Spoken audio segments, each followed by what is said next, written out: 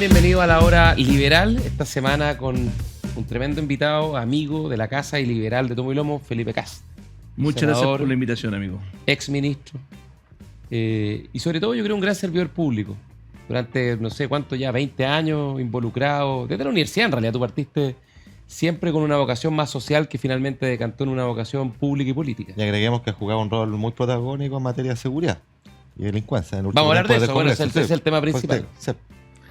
Ya ha pasado tiempo, ya partí a los 32 de ministro y tengo 46, así que claro, casi 15 por lo años. menos 14 años activos, sí, es largo. Ahora, siempre una vocación más social, ¿no? Que decantó finalmente en esta trayectoria de los últimos 10, 15 años tuyo más política, ¿no? Fundar un partido, llegar al Parlamento. En la universidad fue más social, después me decepcioné de la política universitaria como a mediados de la universidad y me fui a lo académico. ¿Hiciste política en la universidad? Hice un poco de política, pero no mucha. No Hice un poco, fui vicepresidente del movimiento gremial. ¿Fuiste vicepresidente? Con Ernesto Silva, éramos... Claro, pero yo traía a los jesuitas y hacía unas cosas medio raras. ¿Y tu papá fue presidente? No sé si fue presidente, no creo. Pero muy metido, los arquitectos del movimiento gremial. Sí, pues era muy gremialista y fue, no sé si consejero superior. Fue presidente del Centro de Alumnos de Comercial de la Católica. Muy amigo de Jaime Guzmán. Sí, muy gremialista, era mi viejo. Se fue muy joven, eso sí. Se le echa de menos. Ahora, caíste en la política básicamente el mismo cargo que tuvo tu padre. Así es. 30 años atrás. Exactamente. Mi padre fue ministro de Mideplan, yo fui el último ministro de Mideplan, porque me tocó transformarlo en el de Desarrollo Social. Y familia. Y familia. Me recibió don Heriberto, el que servía el café en el gabinete, era el mismo que le servía el café. ¿Había funcionarios que estaban...? Había funcionarios, don Heriberto, que en paz descanse don Heriberto, le servía el café a mi viejo. Gran tipo, una persona muy sencilla, muy amable. Oye, Felipe, y esta es una pregunta que la hacemos algunas veces a quienes han tenido distintos cargos y roles públicos, ¿no? Si tuvieras que elegir uno, y va a hacerte la pega fácil que no sea ser senador, ¿qué es lo que más te ha gustado? Claramente no es ser senador. ¿Cuál es la que tú le guardas más cariño o te marcó más? La de los campamentos. Encargado de campamentos. Sí, esa fue la más linda. Eso fue después de ser ministro de Desarrollo, de Mideplan, claro, Desarrollo Social. Cuando salgo yo de Mideplan, que me dio mucha tristeza porque tenía un muy lindo equipo, y entra Joaquín Lavín en mi cargo, el presidente Piñera me pregunta, me ofrece ser intendente de Santiago primero. Le digo, no. Bonito cargo en todo caso. Sí, pero yo siempre lo social me gustaba más, entonces me preguntó, ¿qué quiere usted? Como es Piñera. Y le dije, mire, lo único que realmente desde que era más joven me interesaba mucho eran los campamentos, así que... Pero le dije, un cargo en serio, con poder, con poder hacer los cambios, con recursos. Y me acuerdo que hicimos una minuta con todas las cosas que me tenía que entregar en el cargo que inventábamos, era el delegado presidencial de campamento. Y como Piñera tiene un pelo tonto, me dijo, ya, ni un problema, aprobado todo, pero además va a hacerse cargo en la reconstrucción del terremoto. Oh. Así que me metió de contrabando, me metió a los campamentos. Oye, la gente no se acuerda que en el terremoto las viviendas destruidas, si no me falla la memoria, fueron 220.000. Sí. Que esto estamos hablando de una ciudad de 4 personas por vivienda, es una ciudad de casi 1 millón de personas. Pero sí fue los grandes legados del primer gobierno de Piñera, y fue un logro tremendo. De hecho, después cuando ocurrió en Ecuador nos mandaban a llamar, fuimos varias veces, nos llamaron de otros países a los que participamos más en la emergencia para... y además habían 5.000 que vivían en campamentos, porque fueron... La gran mayoría de lo que hizo muy bien el gobierno de Piñera fue que reconstruyó en el mismo lugar. Claro. O sea, las viviendas nuevas se construían en un sistema para no desarraigarlo. Y los campamentos los cerraban inmediatamente. Pero hubieron unos pocos que eran los que estaban de tsunami, como Dichato, como Yico, que había que sacarlos en campamentos mientras ordenábamos para que no se volvieran a inundar. Y esos tuvimos que cerrar los campamentos y los cerramos completamente. O sea, fue bien notable que no queda ni un campamento, porque normalmente cuando armas un campamento después nunca se cierra. Claro. Aquí están todos cerrados. Y tengo muy buenas amigas en Dichato, hicimos el Vida Dichato incluso. Sí.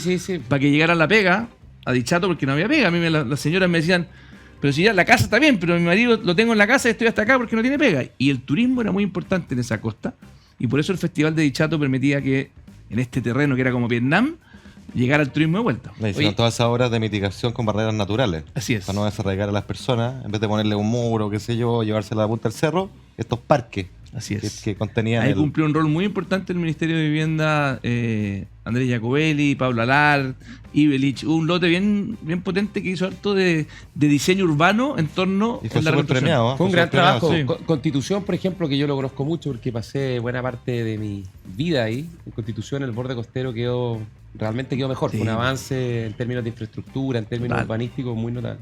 Oye, tú, Ignacio, tú has sido asesor ministerial, embajador y ministro de Hacienda. Sí. ¿Ministro de Hacienda o algún otro cargo que a ti te... Es bonito la pega de ministro de Hacienda. Es difícil. ¿Eso es lo que más te gustó? Sí, sí. Y además, también fui candidato, pero me gusta ¿de más. veras candidato presidencial? Pero, ¿Y Felipe también? pero me gusta la pega ejecutiva. Falto yo. Me gusta la pega Te toca. Me toca, yo voy. Me gusta la pega ejecutiva y en realidad del Ministerio de Hacienda se pueden hacer muchas cosas. Si uno se imagina si tú estuvieras en emergencia, cuando nosotros nos tocó el estallido después de la pandemia, que era puro apagar incendios todo el día, y eso te obliga a desviarte de las cuestiones más largas, con visión más de largo plazo. Se puede hacer, y con todo hicimos varias cosas relevantes a largo plazo. Y la pandemia, un periodo terrible. Pero incluso hicimos cosas a largo plazo interesantes, ¿eh? A propósito de los escándalos económicos, nosotros pasamos una ley, la ley de agente de mercado, que yo decía, y algunos se enojaron, pero lo vuelvo a ratificar, si hubiéramos tenido esa ley, Ponce Lerú se hubiera ido a la cárcel, digamos, por los delitos probados que la Corte Suprema lo sancionó, pero no había regulación para poder sancionarlo, en el estándar americano, ¿no? Oye, a propósito del caso Audios, y vale la pena detenerse un momento en eso, me estaba acordando que hubo avances importantes. Esa es la parte como frustrante de esto, ¿no? Que la gente con justa razón se indigna cuando pasan estas cosas porque son completamente inaceptables. Pero se han producido cambios en la legislación que probablemente estos delitos si se comprueban, van a tener pena cárcel. Por ejemplo, a mí me tocó empujar a fines del 2018 y a Felipe le tocó votarlo porque esto finalmente fue un acuerdo que se alcanzó en la comisión mixta, pero sobre todo donde participó el Senado. Una ley que era muy importante, que la empujó Hernán Larraín Fernández, ¿no? El exministro de Justicia, para cumplir de la agenda de probidad y anticorrupción que teníamos con la OECD, un compromiso pendiente de muchos años, que finalmente el 2018 se aprobó, que fue una ley que hoy día es ley de la República, que aumentó las penas a los delitos funcionarios de soborno y cohecho, ¿no? Tanto para el funcionario que recibe como para el que lo coimea, ¿no? Y le puso pena cárcel efectiva. Y ahora hace poco se aprobó esta otra ley de delitos económicos, ¿no? Que al menos yo creo que, y esa debiese ser un poco la aspiración, ¿no? De las instituciones públicas. Si la justicia funciona y si las instituciones hacen la pega, van a permitir que las sanciones sean ejemplares. Efectivamente, y además, yo creo que además de las leyes que son muy importantes, necesitamos hacer gestión dentro de los ministerios. O sea, aquí el que un funcionario de impuesto interno tenga la facultad por sí mismo de negociar este tipo de bajas de pena, de no tener chequeos, es muy complejo. Recién hablaba cuando venía para acá con Javier Echeverri, mi padrastro, que fue director de impuesto interno, y me decía que él tenía una unidad de anticorrupción montada permanentemente. Pero siempre se cuela. Claro, pero me decía que en el fondo tenía un equipito con correos anónimos. O sea, es muy relevante tener estos modelos de protección, y lo que queremos ver todos, creo yo, es que no salgan, o sea, que vayan a la cárcel, que todas estas personas que están en los audios de verdad paguen con pena de cárcel. Como hoy día tenemos un alcalde de Vitacura que está en la cárcel, que gracias en buena medida a una labor notable de Camila Merino.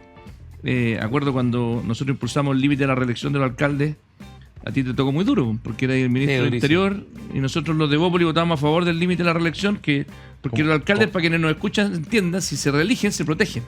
Entonces crean máquinas, digamos. Crean una mafia amarilla que se aprovecha. Es una mafia que nadie delata. Po. En cambio, cuando cambia la mano, después acuérdense que hoy día los alcaldes pueden estar igual 12 años, no es que estén 4 años. Pero esos 12 años permiten que cambie la mano y se destapan muchas cosas. Oye, entonces inhibe la corrupción futura. Lo que tú dices de pensar en el diseño institucional es clave, porque para que haya corrupción se requieren dos al menos, ¿no es cierto? Uno que paga y uno que recibe. Total. Cuando tú tienes un puesto público que tiene mucho poder discrecional, llamémoslo poder de firma, tomar decisiones que rebajan multas, etcétera, que por lo tanto no tiene contrapesos en su decisión. A mí me gustan esas decisiones que sean más colegiadas, pero además que son cargos que están por año y por año y por año. Eso no es garantía de que haya ocurrido corrupción, pero es una invitación a.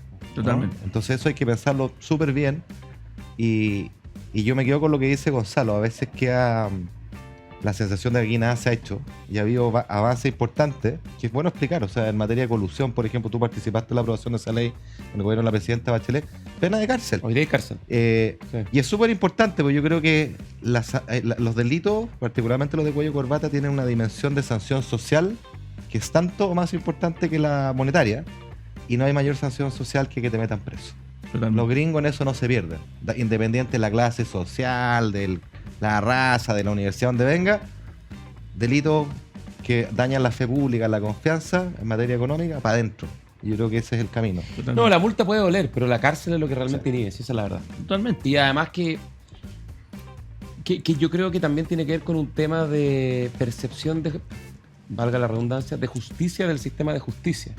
Porque este típico ejemplo de que el tipo que se robó un compact disc, que está en la cárcel de San Miguel y murió en el incendio y que por eso estaba preso, digamos, y otras personas que defraudan la fe pública, que coimean o sobornan funcionarios públicos y terminan con multas, con sanciones menores, con sobreseimientos, con acuerdos, suspensiones condicionales. Obviamente, con justa razón, la gente se indigna.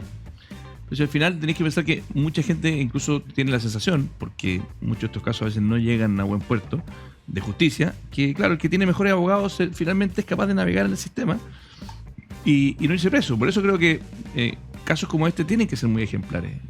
Yo sigo creyendo que en Chile tenemos instituciones que en su grueso funcionan. O sea, yo no creo que el Ministerio Público pueda llegar el señor Hermosilla y comprárselo rápidamente. No, yo creo que el Ministerio Público va a ir detrás de él va a tratar de defenderse como pueda, pero en el fondo creo que tenemos todavía en Chile instituciones que de las cuales nos podemos sentir orgullosos. Lo que sí me preocupa mucho es que en este caso sí había un mecanismo. O sea, este no es un caso de corrupción puntual.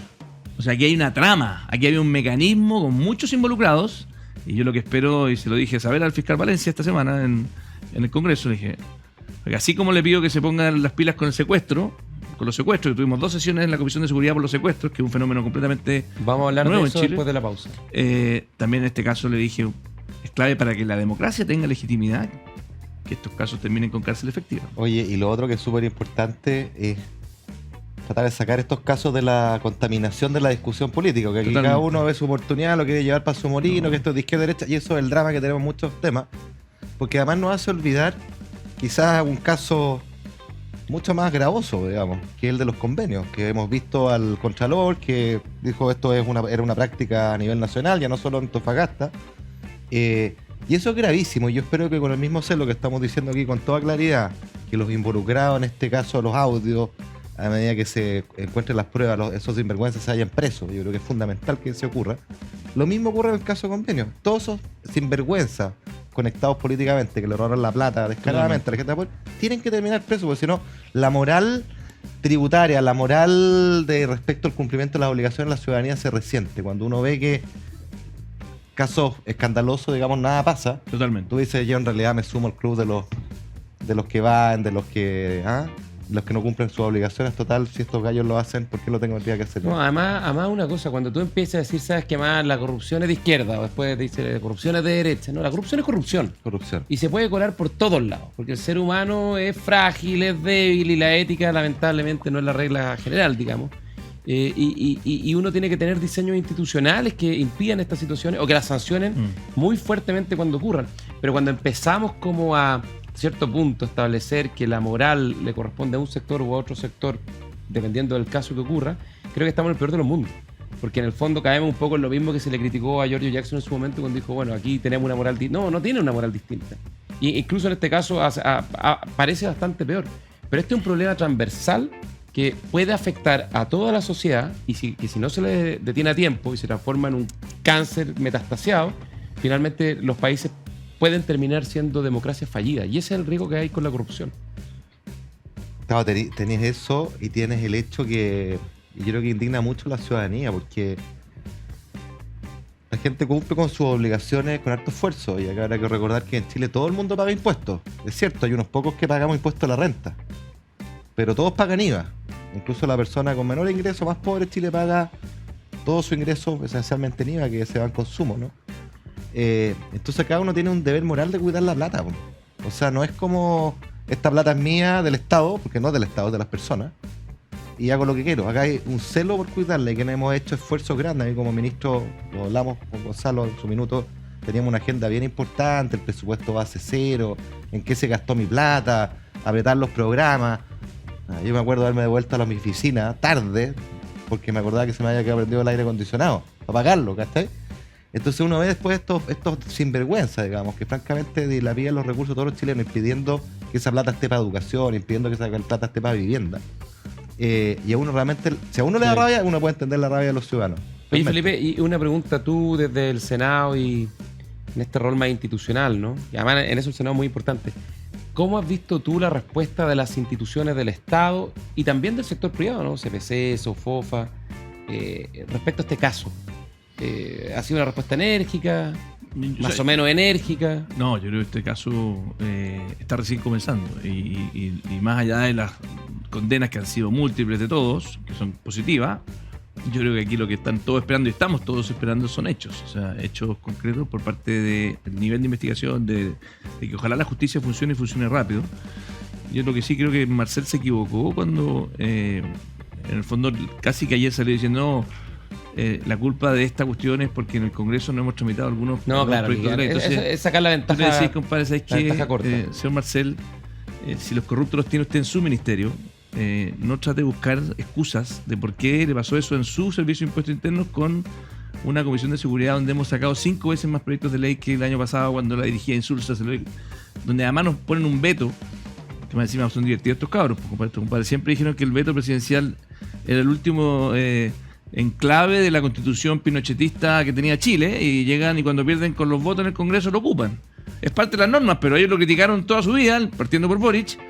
Y No será la primera vez que pasa eso, ¿no? por eso te digo, las volteretas de este Que señor vemos son, eso. son increíbles. Entonces al final es como cuando perdí un partido de fútbol, agarré la pelota, si no es mía y me la llevo. Porque... Oye, y por último, Felipe, un poquito de pudor, porque el caso de convenios, si a alguien se le pasó por debajo de las narices, fue la dirección de presupuesto que depende del Ministerio de Hacienda. Sí, entonces, por eso te digo, y la misma ministra Vallejos que empieza a defender implícitamente lo que pasó en los convenios, porque en realidad habían fallas institucionales, de nuevo, obviamente que hay que mejorar la institucionalidad, pero los ladrones son ladrones. Y eran parte del partido más importante del Frente Amplio, de Revolución Democrática. Y aquí también hay otra lección, a los que nos escuchan hoy día en este programa. Cuando ustedes vean un político mesiánico, que así construyó su relato político, tanto el Frente Amplio y también en parte después el Partido Republicano, que en el fondo se creen distintos al resto. Se creen que son las vírgenes Marías del mundo, que son perfectos, dicen que la concertación era un desastre, que todos estos tipos de la izquierda que no eran ellos eran realmente vendidos al sistema, llegan al poder y en primera de cambio terminan robándoselo todo. Entonces, te insisto, la prudencia, y nosotros que además pertenecemos a proyectos políticos, los tres que estamos acá, siempre, ojalá en nuestros proyectos políticos, cultivar la sobriedad, sí tener convicciones, tener carácter, pero no la soberbia. La soberbia de sentirse superior al otro es un síntoma de que ese político está un poco loco. Sí. O entero loco. Sí, el que Entonces, el que compadre, se cree- ese mesianismo hay que siempre ser una alerta de que ese compadre o es un populista, o es un mentiroso, o es un tramposo. Creerse superior es receta directa para el fracaso. Total. Y hay un sinónimo, una contracara de eso, que es el voluntarismo, que es parecido, ¿no? Eso pensar, y lo vemos en este gobierno, ¿no? Pero también lo vemos en el caso que tú dices del Partido Republicano, a mi juicio. Esto como que la pura buena voluntad basta para cambiar las cosas. Cuando gobernar necesita guitarra. Ya, oye. Y restricciones del mundo real. Entonces, Hablando de guitarra, vamos a ir a hablar de guitarra en seguridad. Nos Eso. están llamando a la pausa y volvemos con la hora liberal. Buenísimo. Agricultura TV.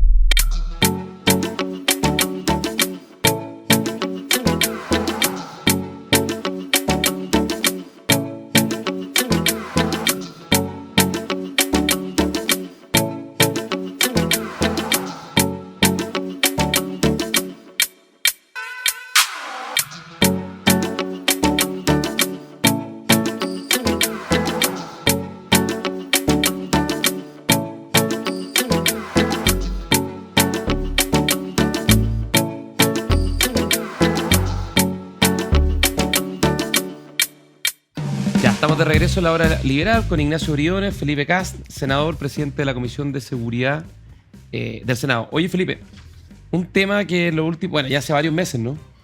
O quizá un par de años a esta altura.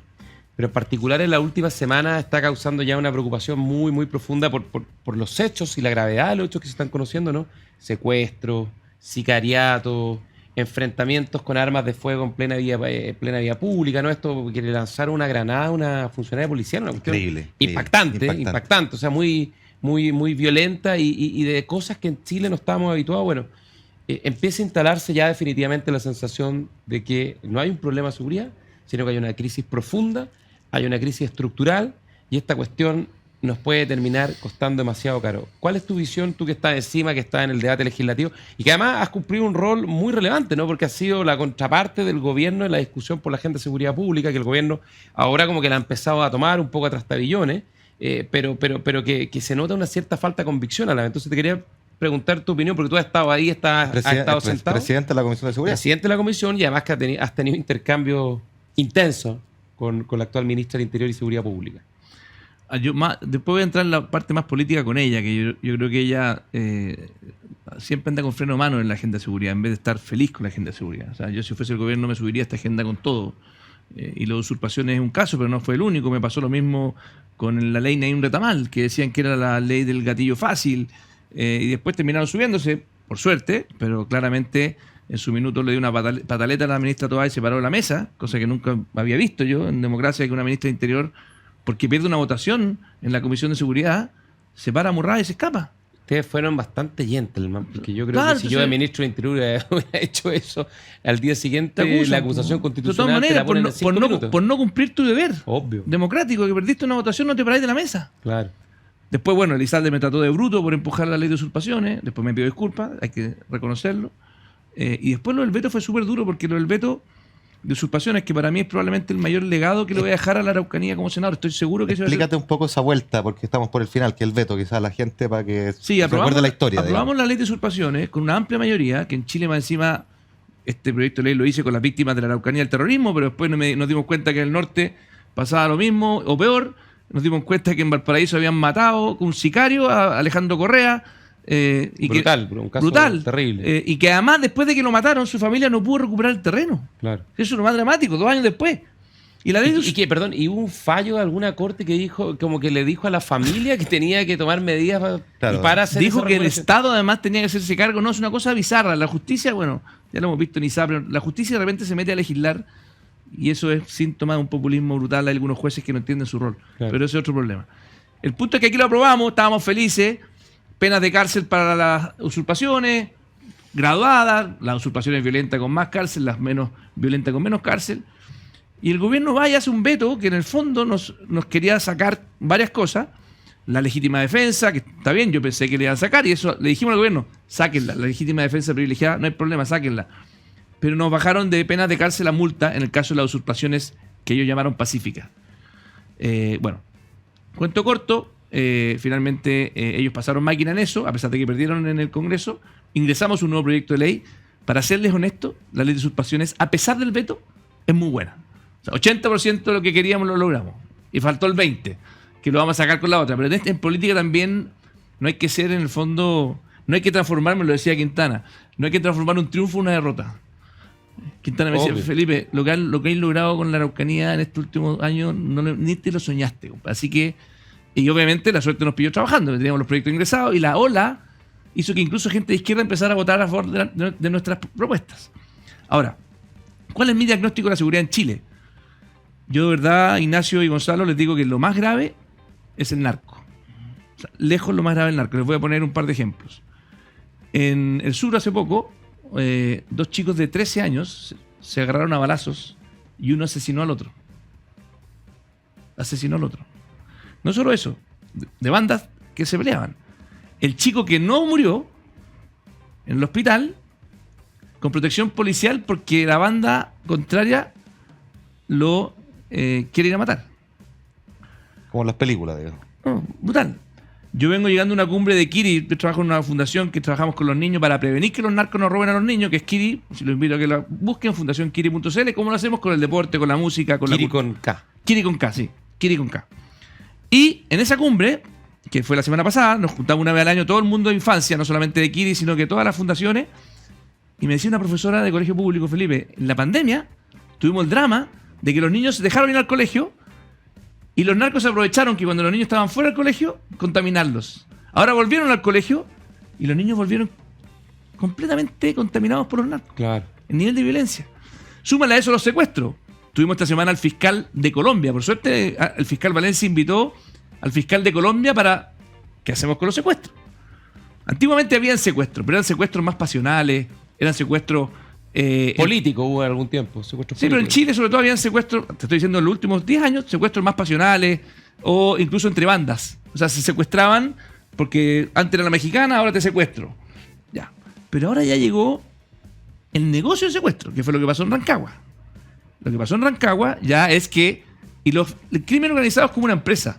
Claro. Que tiene multipropósito. Entonces el secuestro es un giro más. Todavía no tenemos niveles de secuestro como en otras partes. Pero lo que yo le explicaba al fiscal y le decía, no me supo responder el número, le dije, fiscal, si esto es una empresa, de 10 secuestros, ¿cuántos fueron rentables en Chile en los últimos 2 años y cuántos fueron no rentables? Porque si es uno rentable de 20, bueno, significa que el negocio no va a prosperar tanto. Pero si de 20 tenemos 18 rentables, bueno, y estamos recién empezando a investigar eso en la Comisión de Seguridad, todas secretas, obviamente. Oye, Hay de estadística- ahí el problema de decir que se pagó rescate, digamos, porque Es que la ministra lo manda. visibiliza la rentabilidad. Exactamente. Le hace un guiño a los otros, oye, en realidad parece buen negocio. Porque en este caso, tomaron detenidos a algunos tipos, Carabineros actuó en forma muy profesional, pero los compadres que cobraron la plata están libres. O sea, tomaron detenidos, como son tan sofisticados estas bandas, Los gerentes los no gerentes, cayeron. claro, los de cuello y corbata, Claro, los mandos medios, esos sí todos presos. Oye, Felipe, pero ya, a ver, yo tengo una mirada porque me tocó conocer buena parte de la estructura Sí, de usted lo seguridad en conoce Chile muy como bien. ministro de Interior y Seguridad Pública. Pero te quería pedir tu opinión, ¿no? ¿Dónde ves que está el principal problema de por qué no hemos podido frenar o contener de mejor manera este fenómeno del crimen organizado, ¿no? Porque este es un tema que no comenzó hace 2 semanas, son varios años, y solo parece que tenemos derrotas, ¿no? O sea, como que no se ven avances. No sé si es un problema, puede ser un poco de todo, ¿no? Un problema de voluntad, que tenemos hoy día una coalición política que gobierna y que está a cargo de la seguridad, que parece que tiene poca convicción en el tema, que no se convence y que siempre encuentra la delincuencia y en los delitos hasta cierto punto Alguna explicación. una explicación que tiene un cierto fundamento, ¿no? En las desigualdades, las injusticias, las diferencias, en fin, y que cree que el uso de la fuerza del Estado, el uso de la fuerza policial, hasta cierto punto es discutible e ilegítimo, ¿no? Y eso, el paroxismo de eso fue el 18 de octubre.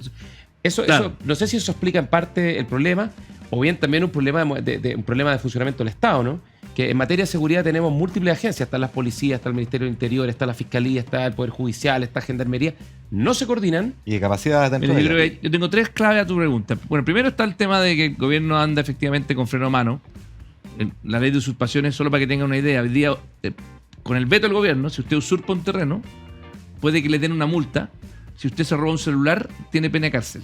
O sea, el gobierno efectivamente tiene algunas distorsiones ideológicas de que es muy blando en algunas materias, porque casi, como decía Pepe Out, cree que el derecho de usurpar es un derecho social. Claro, y es ridículo porque el bien ¿Ah? jurídico de la propiedad es mucho mayor, de la propiedad de un bien raíz, digamos, un inmueble, es mucho mayor que un teléfono. Uno puede usurpar un teléfono, lo que está diciendo Felipe, y es un delito que puede tener pena de cárcel. Y en cambio usurpar una Tu parcela, casa, tu parcela, nada. y tiene pena de multa. Entonces es absurdo. Yo le expliqué, nunca me pudo responder esa pregunta a la ministra. Porque además en Chile, cualquier pena de menos de 5 años y un día, la cárcel ni siquiera es efectiva. Entonces, ella me llegó a mentir. Si la ministra todavía dijo, no, es que la derecha quiere meter presos a los campamentos. Siendo que además teníamos indicación que los dejaba fuera. En fin, la ministra Toá ha perdido mi respeto, siendo bien honesto, en su forma de hacer política. Pero bueno, hay otros 3 elementos que sí creo que responden a tu pregunta. Uno son las cárceles. Yo creo que Chile no hemos entendido el rol de las cárceles en el crimen organizado. Y todas las estrategias de seguridad no toman a las cárceles como el cerebro del crimen organizado. O sea, Increíble. Conclusión número 1 que te diría es que si nos tomáramos en serio, y es parte de lo que estamos empujando, ahora de los secuestros, la conclusión de esta semana fue, ministro de Justicia, venga para acá, siéntese. ¿Qué está haciendo? Es increíble que estemos hablando de inhibir los celulares en las cárceles, siendo que los celulares están prohibidos en las cárceles. El mundo al revés. ¿Ah? Entonces, primero las cárceles. Y es increíble que eso hace años se discute y no se haya podido hacer. No se ha podido No se ha hacer. podido. Pero si la corrupción que hay a nivel en Gendarmería, con todo el respeto a muchos gendarmes que son honestos, la corrupción que hay hoy día en Gendarmería es brutal.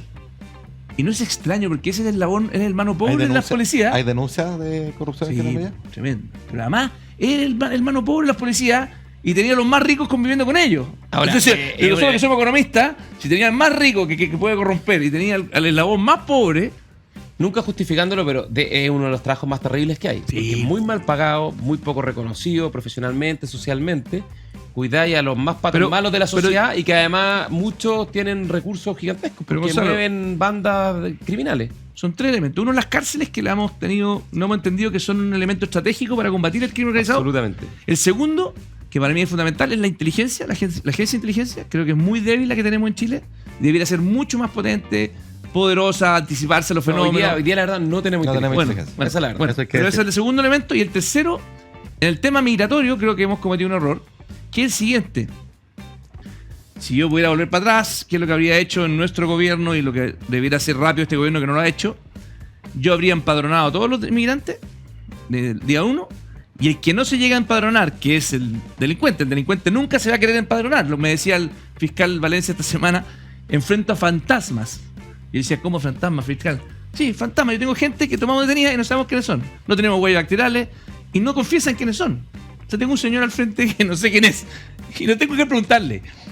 Entonces, el drama que tenemos con los inmigrantes es que hay que diferenciar los inmigrantes buenos, que son el 95%, de los 5% que son los delincuentes. Y a eso yo tendría una fuerza de tarea para expulsarlos con mucha fuerza. O para meterlos presos. O sea, en el fondo, porque el problema que tiene también es que hoy día Venezuela, el dictador venezolano Maduro, que es un carajo, ¿tú sabes que no acepta a los que expulsamos?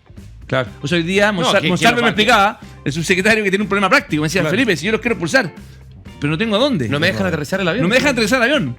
Y no los puedes soltar en Y el el aire. único avión que me... No sé, son unos carajos. El único avión que le permiten a Monsalve, o sea, no, a Chile, expulsarlo, es con esta línea aérea venezolana, Cambiasa, no sé cómo se ¿Hay llama. que pagar oro? No, que venía nada más que una que ningún aeropuerto se atreve a meterlo porque Que si no tiene algo con Unidos, Irán. Estados Unidos te sanciona. O sea, No, tú, porque- tú no podías permitir que esos aviones aterricen en Chile porque tienen convenios con Irán. Claro. Un desastre. Entonces, Oye, Felipe, ya, pero para el crimen organizado, que estoy de acuerdo, ese es el tema central. ¿Cómo se combate el crimen organizado? Y yo te agrego Te una, insisto. perdón. Te agrego una. El gobierno, el Ministerio de Hacienda ha planteado dentro de su pacto fiscal un aumento de los recursos a el combate de la delincuencia, en la Sí, agenda sí, de seguridad, 0,3 o 0,4% del PIB, si no me equivoco. ¿Te parece que eso es necesario? Y si fuera necesario, ¿dónde pondrías la plata? Porque acá hay un problema de capacidad, o sea, la inteligencia no es la voluntad lo que le va a hacer aparecer Totalmente. robusta, es algo que hay que construir, es una pega difícil, lenta, pero indispensable, ¿no? te insisto, y en esto es algo que en su minuto para el mismo programa de gobierno de Ignacio cuando fue candidato lo trabajamos mucho, que fue seguir la ruta del dinero. El crimen organizado es un negocio.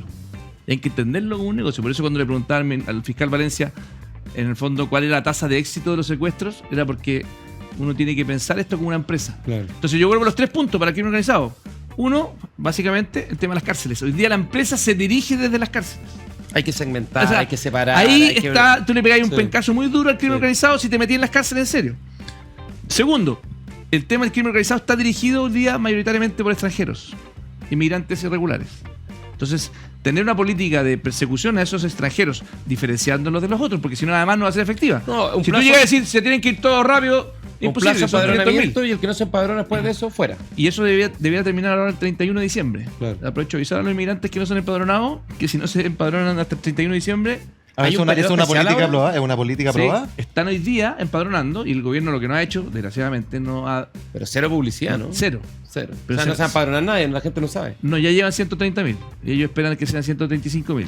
Y yo creo que podría ser muchos más. Debe ser mucho. Estos Probablemente mucho se más. empadronan todos los que no tengan root, me imagino. Todos los ilegales. O sea, los que tienen root no tienen que hacer nada, porque No, ya están. Ya, oye, tenemos empadronados. que ir a un corte y seguimos hablando de este tema que Bien. está muy interesante. La hora liberal, vamos a la pausa, volvemos. Agricultura TV.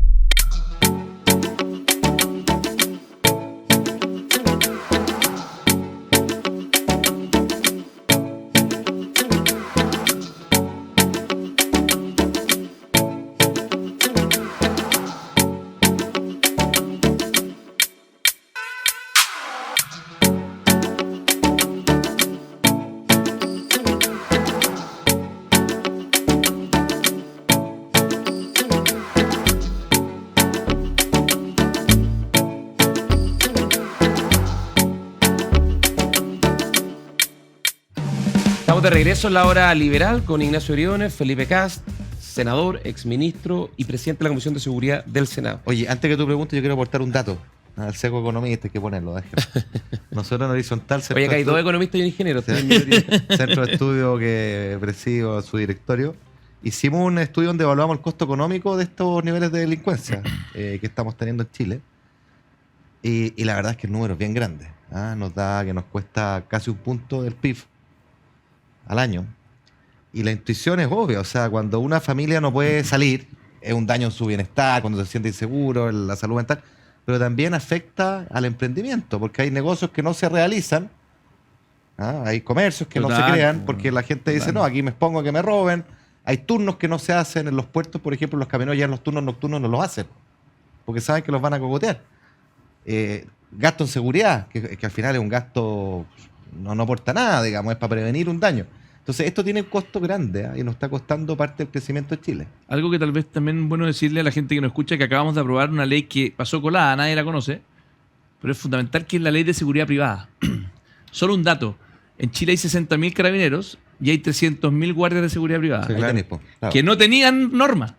No están regulados. Entonces aquí les permitimos usar algún tipo de arma que no es no letal para protegerse, los normamos, capacitación. Entonces, esa ley que es de seguridad privada, te apuesto que de aquí a un tiempo más va a tener mucho impacto. Y Oye, falta la otra, que es la de los municipios, que está en la Cámara de Diputados. Eso te quería preguntar. Dos cosas más que te quería preguntar bien precisas, bien breves. ¿Tú eres partidario de entregarle alguna facultad controlada, pero que le permita cumplir un rol a los municipios y a los gobiernos regionales?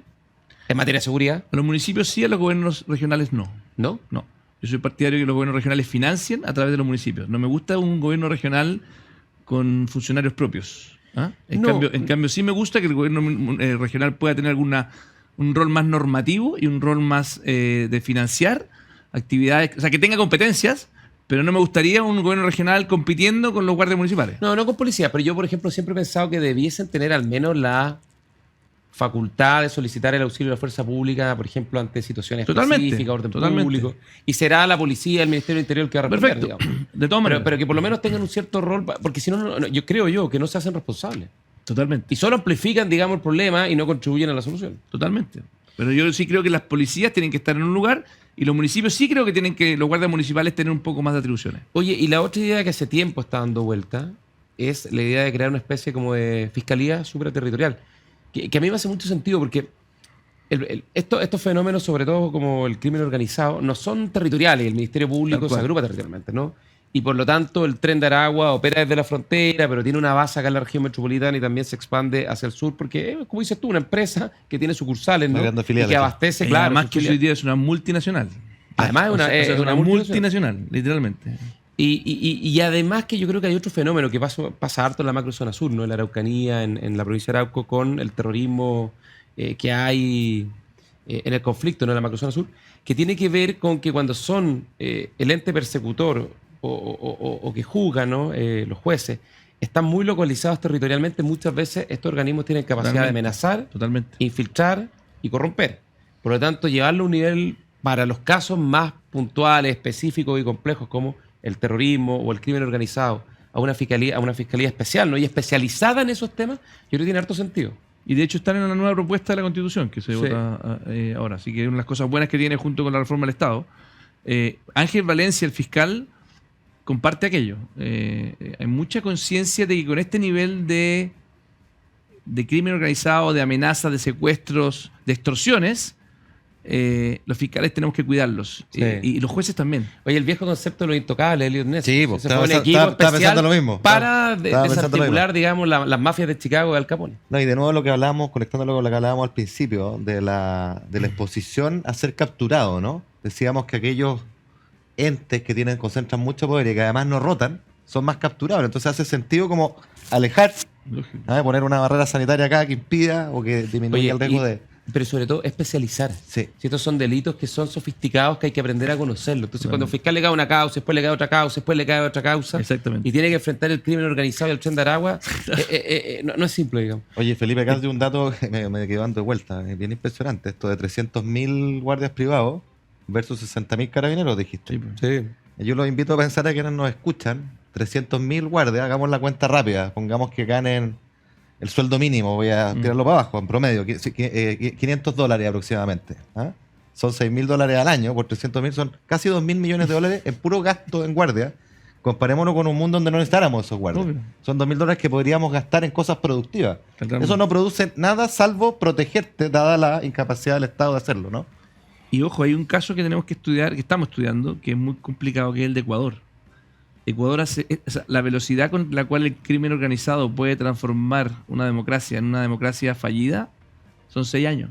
En 5 años de Ecuador. O sea, Ecuador era un país está al borde del que colapso. nadie lo tenía y hoy día está vino a exponer también al mundo de inteligencia lo que les pasó y es realmente dramático. O sea, aquí esto es como un incendio, hay que atacarlo con mucha fuerza al principio porque después si no... Y el caso de Ecuador es brutal porque Ecuador básicamente hay un efecto contagio desde el narcotráfico colombiano. Así ¿no? es. Y Así se es. tomaron las cárceles y hoy día es una situación del terror, digamos. Oye, pero tiene además otra arista importante, una arista política y con la democracia que te quiero preguntar a ti en tu rol de senador. Que es que además cuando el Estado falla tan flagrantemente a la vista y todos los días de la ciudadanía se empieza a generar un sentimiento de que aquí todo vale y que por lo tanto elijamos a alguien que tenga mano dura y que todo valga, ¿no? Realmente. En aras de apresar y castigar como corresponde a estos delincuentes, ¿no? Y eso lo hemos visto, ahí el ejemplo más gráfico de El Salvador, ¿no es cierto? Con un presidente que ha difuminado los límites de separación entre el poder ejecutivo y el judicial, ha tenido éxito, al Oye, parecer perdón, importante, pero eso es un camino Que peligroso. va con militares al Congreso para que le aprueben las leyes. Claro. Entonces, esa tentación, ese riesgo grande si es que uno no es capaz de, con las Total. instituciones democráticas, reaccionar con celeridad y con firmeza. Hay un Pues desafío grande, ¿no? el capítulo número 1 es cuando te falla, en el fondo, la democracia, en su rol de garantizarle la paz a los ciudadanos. El ciudadano primero elige a un demócrata más duro. Cuando ese demócrata llega al poder y se da cuenta que en realidad, como tiene trabas, qué sé yo, no puede, y lleva a los militares y empieza a estresar el sistema, la ciudadanía empieza a decir, ¿sabes qué? Quizás la democracia es un problema. Sí. Y ahí ya ese mismo dictador populista, o que quiere ser dictador, se transforma en un dictador. Entonces, tenemos que explicarle a la ciudadanía de que los cantos de sirena de aquellos populistas que se venden como mesiánicos, que no son rigurosos, que simplemente en el fondo dan cantos de casi como si fuesen Recetas mágicas. una varita mágica, es muy complejo. Y yo de verdad veo que en Chile hay una cierta pulsión a aquello. Yo sí creo que el gobierno de Boric ha cometido un solo gran error en esto, que en vez de tomar el tema de seguridad como una propuesta donde todos seamos parte, con la izquierda, con la derecha, ha transformado muchas veces en cosas muy estúpidas, como la Comisión de Seguridad, esto en una En un trinchera campo de política. batalla Entonces, política, sí. creo yo que ahí se han equivocado. Yo esperaría que en seguridad el gobierno actual ha parecido como actuó, por ejemplo, Ignacio en la crisis del COVID, donde convocó a todos los expertos, se dio, no sé si fueron 3 meses, para que hicieran la propuesta. 2 semanas. 2 semanas. Pero intensa. Claro, Sin parar. después hicieron otra, ¿o no? Estuvimos en paralelo con los Después, expertos y los políticos. Exactamente. En 2 mesas paralelas. Que tú construyes una hoja de ruta más robusta, con recursos, porque muchos de estos proyectos de ley, y lo decía recién bien Ignacio, si no le ponemos lucas a la inteligencia, si no le ponemos tecnología a la inteligencia, si no le ponemos recursos, suena bonito, pero al final las leyes también pueden quedar cojas. En justicia debo confidenciar algo, que cuando estábamos en Interior en el peor momento en materia de seguridad, ha pasado el tiempo, así que yo creo que ya no es problema, le pedí apoyo al ministro de Hacienda, que no vamos a decir quién es, pero está sentado, aquí ¿Estás sentado cerca? para fortalecer el sistema de inteligencia y accedió inmediatamente. Sí. O sea, No al esperaría, final- no esperaría Oye, menos al de final hay una nuestro cosa que hay que entender. El primer deber del Estado, el primero de todo, Primero es de proveer protección. seguridad. Y de ahí para arriba viene todo lo demás. Y si no hay seguridad, se desploma todo lo que está de ahí para arriba. Y el problema que tiene esto es que el Estado y los funcionarios públicos en general es gente honesta, combatiendo con las reglas de la ley a personas deshonestas, delincuentes, que no cumplen la ley. Entonces esto o se ataja a tiempo, O se te da después las manos. o se te da las manos y se vuelve inatajable. Sí, ese es el drama de esto. Y por ejemplo, solo para que vean lo complejo del tema de seguridad, en el caso del secuestro, las familias que son secuestradas muchas veces tienen susto después de que ya incluso son liberados, de meterse en el proceso judicial. Porque estas multinacionales Claro, de crimen organizado lo amenazan. Claro. Entonces, ¿y por qué lo digo esto? Porque el tema de testigos protegidos, el tema de poder construir una institucionalidad que te garantice que esa justicia va a funcionar, es muy complejo. Oye, pero yo quiero volver a lo que decía Gonzalo, porque este es un punto que me parece crucial. Creo que parte también del problema y la exacerbación del problema de seguridad que tenemos hoy día tiene que ver con algo que se instaló, que es la relativización del uso legítimo del monopolio de la fuerza que tiene el Estado en materia de orden público y también en materia de delincuencia. Cuando tú empiezas a cuestionar eso, porque dicen, no, que acá hay excesos, que acá no se puede tal o cual cosa, y renuncias a eso que es inherente a la democracia misma. Tú lo recordabas bien, que es proteger la integridad física, la propiedad. Si fueron unos carajos, pues Si incluso, tú- cuando tú eres- incluso cuando- atacaron al pobre Gonzalo Blumel después con querella. Sí, Este compadre, por eso digo, cuando- 25, pero te digo- imagínate, por eso un te digo, cuando- compadre como Gonzalo. Yo el punto que quiero hacer No, es que güey. cuando tú relativizas eso, y aquí la multinacional que tú señalabas, está mirando estas señales. Entonces cuando ve la señal de una policía debilitada por cuestiones políticas, bueno, toma la oportunidad. Y por otro lado, una policía debilitada que no puede cumplir el primer mandato democrático que es proteger la integridad, la seguridad, bueno, la democracia se resiente. Entonces yo creo que es súper importante este mensaje. La mano dura dentro de la institucionalidad, dentro de las normas, no solo es necesaria para proteger el orden público, sino que es fundamental para resguardar la democracia. O sea, déjame decirte una cosa más y le pasamos la palabra a Felipe porque tenemos que ir cerrando.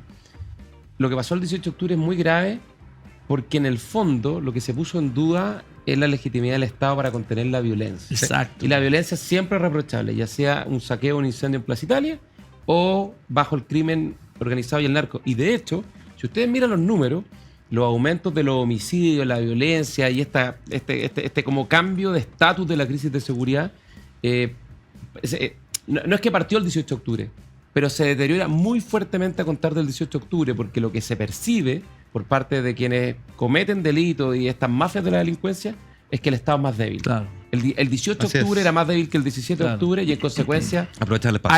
hay más espacio para amenazar el Tal rol cual. del Estado y amenazar el Estado. Hagamos de el Derecho. siguiente símil para que nos entiendan quienes nos escuchan. Suponte tú que tú empezaras a decir, ¿saben qué? A nuestros vecinos, que uno siempre se prepara como para la guerra que te ataquen los vecinos, ¿no es cierto? Sí. Entonces tú dijeras, mire, ¿saben qué? Les cuento, vecinos, en realidad no tenemos ninguno de nuestros tanques que funcionan, ninguno de nuestros aviones funcionan, estamos pésimos. Obviamente eso te genera una vulnerabilidad. Aquí Obvio. muchos se dieron el gustito, desgraciadamente, de en vez de proteger al Estado de Chile, como vieron que el que estaba gobernando era no de su color político, aprovechar y sacar una tajada. Yo le dije al subsecretario Gonzalo esta semana, le dije, mire, en materia de secuestro y en todo lo que tenga que ver contra el crimen organizado, cuente con nosotros, pero 100% le dije. No nos vamos a dar ni un gustito. O sea, es tan grave esta cuestión que en el fondo, de verdad le dije, aquí lo que usted nos pida, porque es tan grave que al igual como fue grave lo que te tocó a ti sufrir cuando fuiste ministro de Interior, o con lo que le tocó sufrir al presidente Piñera y a todos los carabineros que me acuerdo estaban completamente sobrepasados, bueno, aquí también estamos en la misma. Con un efecto igual o más grave, porque en el fondo se mete el crimen organizado y no lo sacan más. No lo sacan más. No lo sacan más. sacan más. Oye, bueno, nos tenemos que ir, nos pilló el tiempo. Muchas gracias, Ignacio Briones, Felipe Caso. Una última pregunta antes de irnos muy corto. Siempre le pedimos a nuestros invitados que un recomendado, ¿no? Que están leyendo, qué serie vieron, alguna película o algún disco, ¿no? ¿Qué estás viendo, leyendo, escuchando que quieres recomendar? Mira, hay una serie que es muy antigua que se llama Lilyhammer. ¿Ya? ¿En qué plataforma? En Netflix, Ya. que es bien antigua, pero para mí una de las mejores. La volví a ver, de hecho, y es de un narco de Nueva York. ¿Lilyhammer? Lilyhammer, que es Lilyhammer. un pueblito en Noruega, que es un narco, que es un gran actor, que muere el capo de Nueva York, y se supone que él iba a ser el capo, pero resulta que al final deciden poner al hijo del capo. Y este compadre que lleva toda la vida Esperando. esperando ser el que lo sucediera, se enoja y los delata todo y pide una identidad secreta en un pueblito lejos que no lo pillara la mafia. Qué buena. y pide el Lilyhammer. ¿Por qué? Porque habían sido los Juegos Olímpicos de invierno. Sí, pues. Entonces el compadre llega allá y bueno, lo divertido es el choque cultural. ¿Cuántas temporadas son? Son 2 temporadas y es muy divertido porque el humor de un gallo en Nueva York, mafioso, con los noruegos, No, y cómo claro. revoluciona el pueblo es salvaje. Así Ya, que se lo buena recomiendo recomendación. mucho. Lilyhammer, Netflix. Nos vemos la próxima semana. Chao.